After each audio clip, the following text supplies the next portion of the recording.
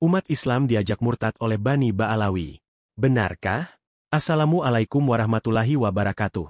Kali ini saya kembali mengomentari kaum atau klan Ba'alawi berdasarkan rangkuman fakta dan bukti yang dapat saya kumpulkan. Bahwa mereka adalah pengkhianat segalanya. Sifat seperti itu sifat siapa? Apakah masih tidak paham juga? Tokoh PKI, pembunuh para ulama, pengkhianat para ulama yang menginginkan Indonesia merdeka dari penjajahan Belanda. Kok ada saja yang mati-matian meminta agar salah satu tokoh kaum Ba'alawi dijadikan pahlawan nasional. Pengkhianat minta diakui pahlawan. Sama persis seperti mereka, pengkhianat Nabi dan zuriat Nabi, tapi meminta kepada umat Islam untuk mengakui mereka sebagai cucu Nabi. Kemana hati kita? Kemana logika kita? Kemana iman kita? Dan kemana jiwa kebangsaan kita?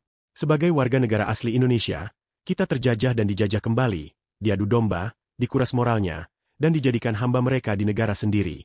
Sadarlah, terutama para pentolan muhibbin di Indonesia. Mereka kaum murtadin.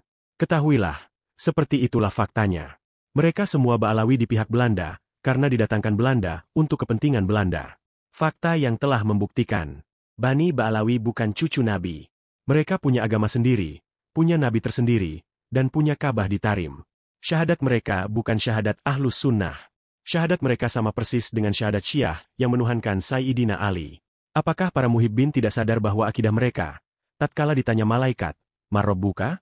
Dijawab, "Habibi Abdullah Ba'alawi." "Waman kitabuka?" Dijawab, "Habibi Abdullah Ba'alawi." "Waman nabiuka?" Dijawab, "Habibi Abdullah Ba'alawi."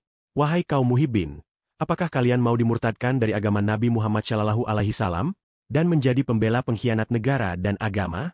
Masihkah ini membutakan mata kalian?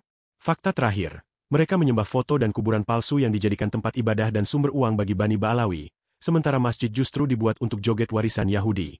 Mungkin tidak semua kaum Ba'alawi berakidah seperti akidah Dajjal itu.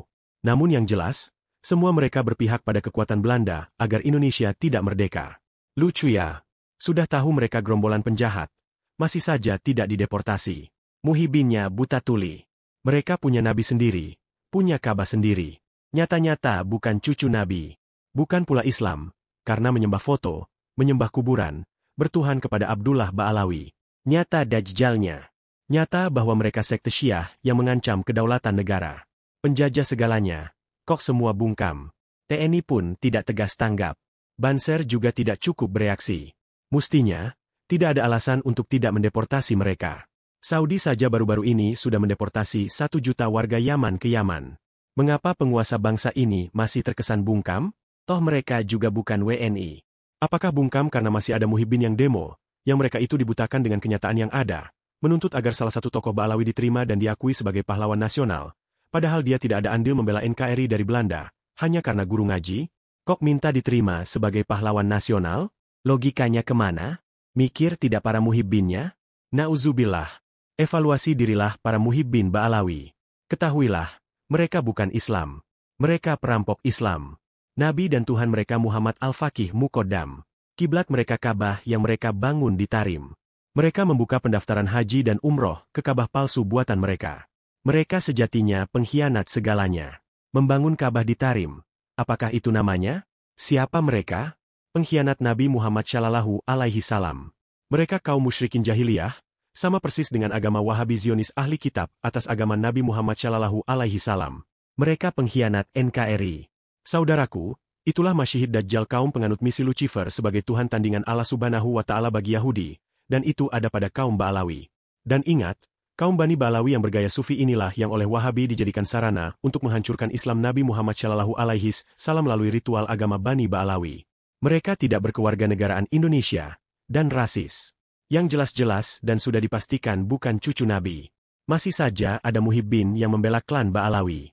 Astagfirullah.